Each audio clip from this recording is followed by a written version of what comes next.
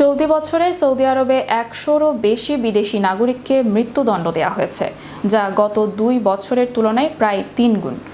২০২৪ সালের শুরু থেকে এখন পর্যন্ত ১০১ জন বিদেশিকে মৃত্যুদণ্ড কার্যকর করা হয়েছে। এতে পাকিস্তানের ২১ জন নাগরিক, ইয়েমেনের ২০ জন নাগরিক, সিরিয়ার ১৪ জন নাগরিক ও নাইজেরিয়ার ১০ জন নাগরিককে মৃত্যুদণ্ড দেওয়া হয়। এবছর সর্বশেষ মৃত্যুদণ্ড দেওয়া হয়েছে ইয়েমেনের এক নাগরিককে। মাদক পাচারের অভিযোগে দোষী সাব্যস্ত হয়েছিলেন তিনি।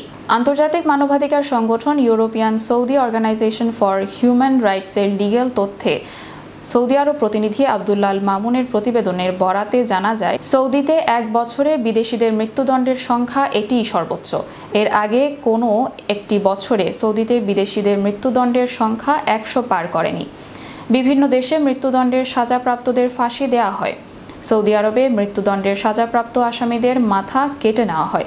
যদিও কোনো সরকারি বিবৃতিতে এই বিষয়ে বিশেষ কিছুই উল্লেখ করে না সৌদি প্রশাসন।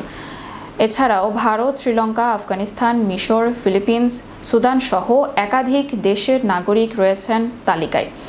সৌদিতে যে সংখ্যায় আসামিদের মৃত্যুদণ্ড দেওয়া হয় তা নিয়ে বারবার সমালোচনা হয়েছে বিশ্বে।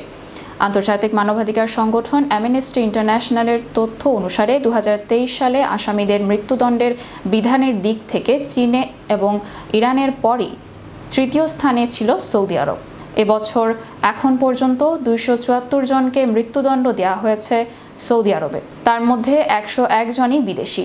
২০২২-২৩ সালে এই সংখ্যাটি ছিল ৩৪। উল্লেখ্য, সৌদি আরবে মৃত্যুদণ্ডের সাজার ধরন অন্য দেশ থেকে অনেকটাই আলাদা।